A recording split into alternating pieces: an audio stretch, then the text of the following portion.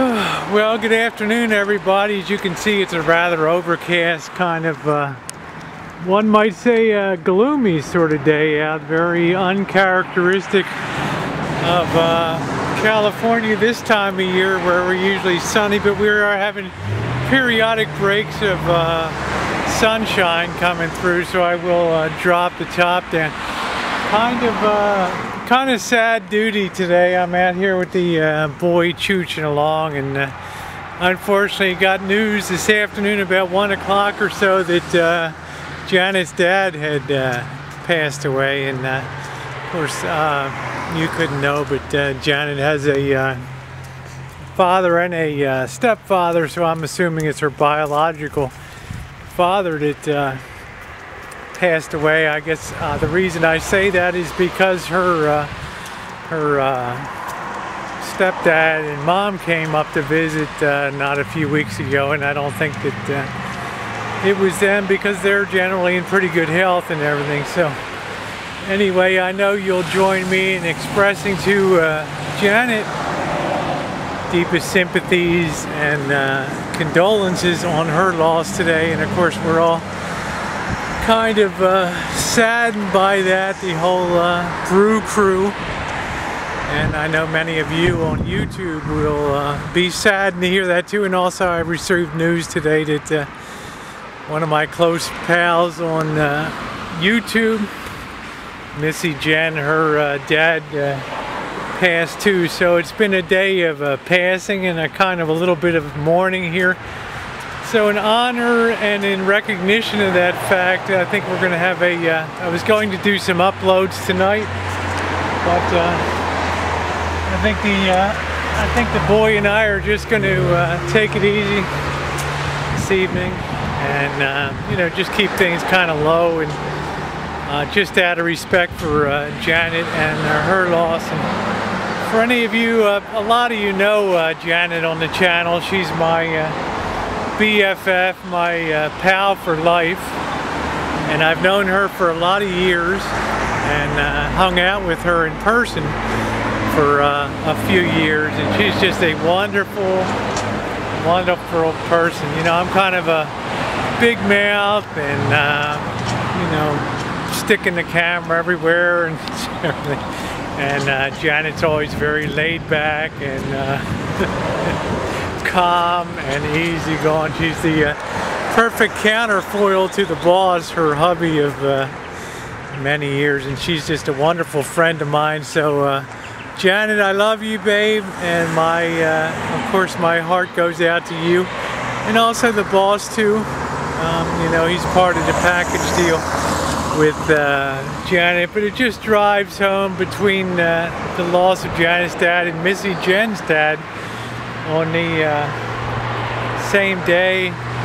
It just it points out the aspects of losing someone in your life. And you know, when we're transgendered gals, and particularly T-girls, we're losses always seems to be a part of our it always seems to be part of the deal. There's very few girls I know, Janet being one of them, that's maintained very good relations with her family through her own transition, and mine's had its ups and downs, but it's been okay. But a lot of times when you're transgendered, you end up having parting of the ways with families, and then God forbid something something devastating happens, like a you know, like a sudden loss, like Janet's dad, then you really don't have a chance to reconnect with that person when they're gone. And I know in my own particular family, I had a brother that wasn't particularly close to my mom when she died, where I was living 3,000 miles away. He was in the same town and didn't really make a big effort to you know, to sort of make things right or be close with my mom when she was going through her late stage cancer and all that. And I think he's always been filled with regret that he never got to really tell her, you know, the way he really felt about her. And you know, it's tough business when you lose somebody. So once again, and I've said this before on previous uploads, you know, it's really difficult sometimes to swallow your pride and just tell people, you know, I know my transition was your transition too, and I just want to tell you, you know, although we may not have communicated for weeks or months or years or even decades, you know, you do mean a lot to me, and I do love you. As I've always said also, it can often be a one-way street. You know, you don't get the, you may not get the feedback from them, but, you know, over time, it's like the Oriental way, a few drops of water on a rock over the course of hundreds of years will wear a groove in that rock, and things will change. But as long as your heart is pure and